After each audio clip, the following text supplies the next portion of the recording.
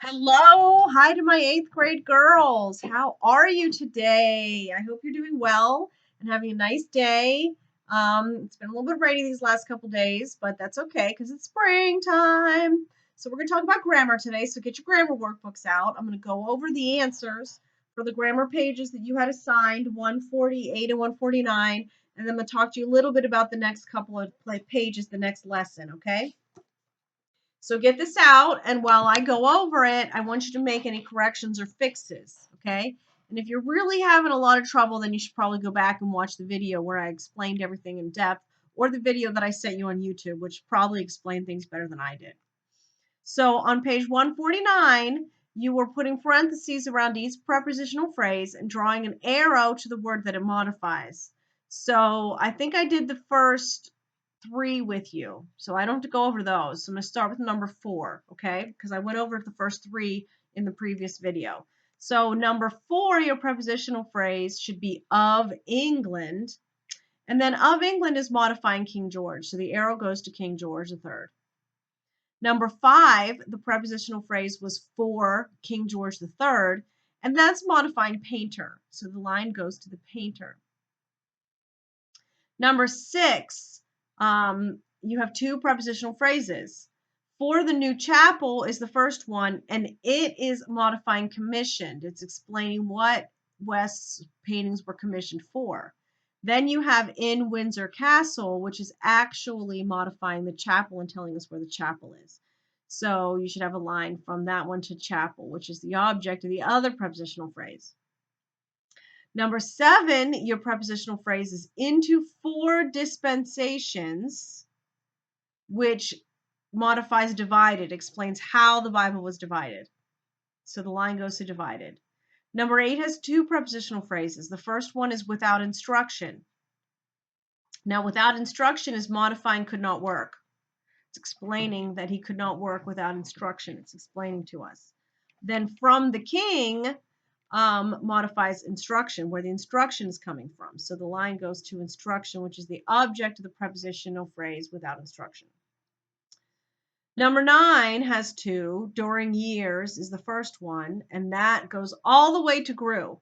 So the line goes all the way to grew. That's an adverbial one, modifying how things grew. Then of work is an adjective modifying years. Number 10, finally, the king abandoned his plans for the paintings. For the paintings is your prepositional phrase. It's modifying plans, which makes it an adjective, an adjectival. I still can't say it. All right, so on the next one now, you actually had just like a bunch of sentences. So I believe I did the first one. Well, Arby, this is a big day for you. You underlined for you once because it's an adjective modifying day. Then you have, I'm a little scared about the speech. You underlined about the speech twice because it's modifying scared, and it's an adverb phrase. Next is no one in our family had ever given a speech at a graduation ceremony. It's interesting that we're talking about this today. Anyways, because Mr. Hetzler gave us sent out an email about you guys' graduation ceremony, and you are going to make a speech. Yay! Something to look forward to. All right, so the first prepositional phrase in that sentence is in our family. That gets underlined once because it's functioning as an adjective and it's modifying no one. Then we have at a graduation ceremony. That one gets underlined twice because it's an adverb modifying given.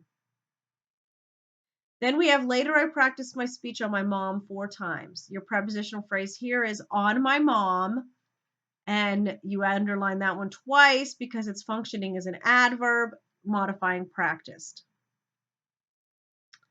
Then we got to school, the parents went into the auditorium, and we went to the classroom. There's 3 in that. There's 3 prepositional phrases in that sentence. First one is to school. You can underline that twice because it's modifying got, which is a verb.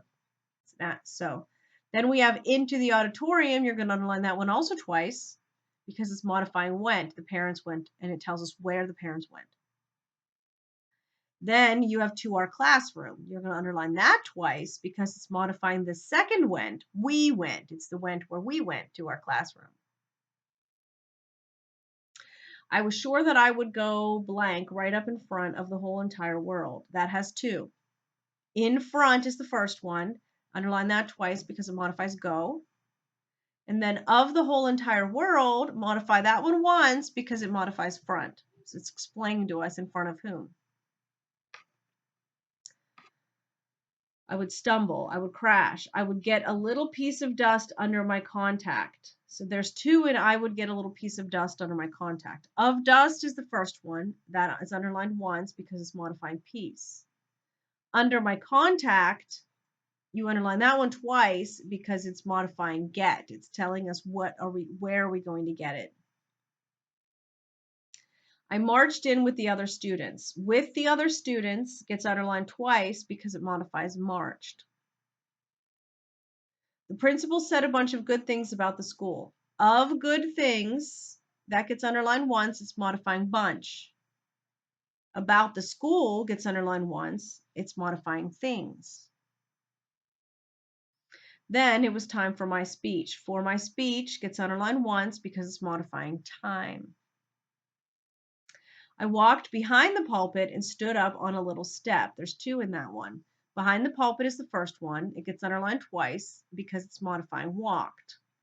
And then on a little step also gets underlined twice because it's modifying stood. I could feel my hands shaking and I stuffed them into my pockets.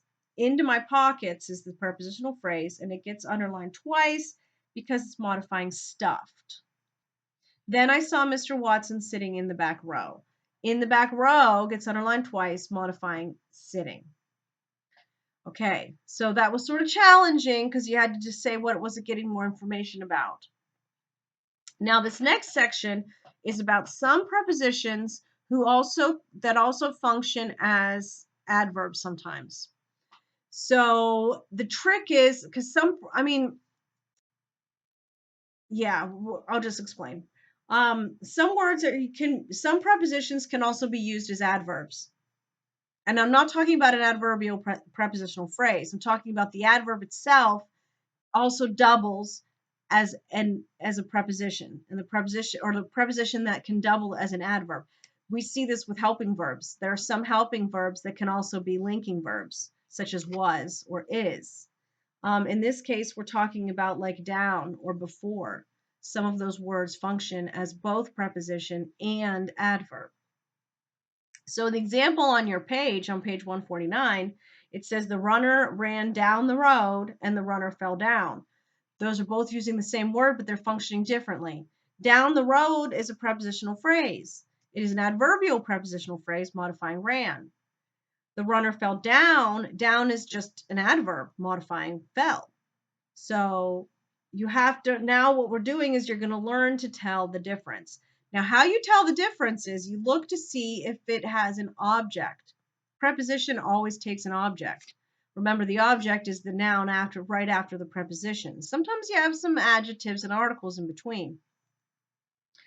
But if the word does not have an object, it can't be a preposition. And in that case, it's an adverb.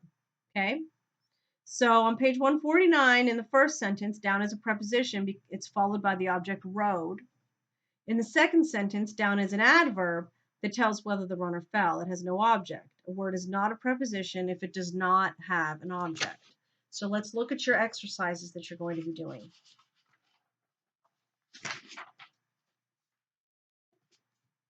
Okay, so on page 150, you're labeling the italicized preposition as preposition or adverb. Okay, so I'm going to do the first two with you. They already picked the words out. You don't have to look for them, which is nice. Number one, as they grow up, many people cherish their teddy bears. So here we have up. Now, up could be a preposition or an adverb, but in this case, does it have an object? It does not. Since it does not have an object, it's not part of a phrase, it's an adverb. So you're going to write ADV in the blank. Number two, a cartoonist named Teddy Roosevelt. No, wait. A cartoonist named the first teddy bear after President Theodore Teddy Roosevelt. After can be an adjective or preposition. Does it have an object?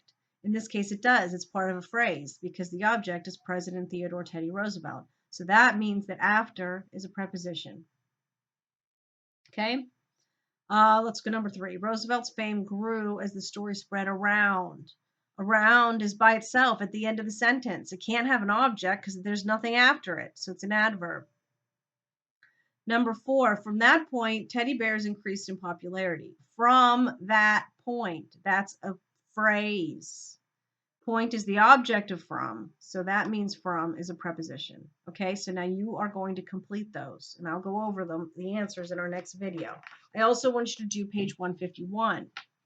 In page 151, it's the same thing. It's just more practice of doing the same thing, except for the words underlined instead of in italics. I don't know why. They just felt like making it different. So you're going to look at the word, look and see if it has an object. If it has an object, it's a preposition. If it's part of a phrase with an object. If it doesn't, then it's an adverb. So you're going to complete those 1 through 10 as well. And that is your grammar assignment for today. Have fun.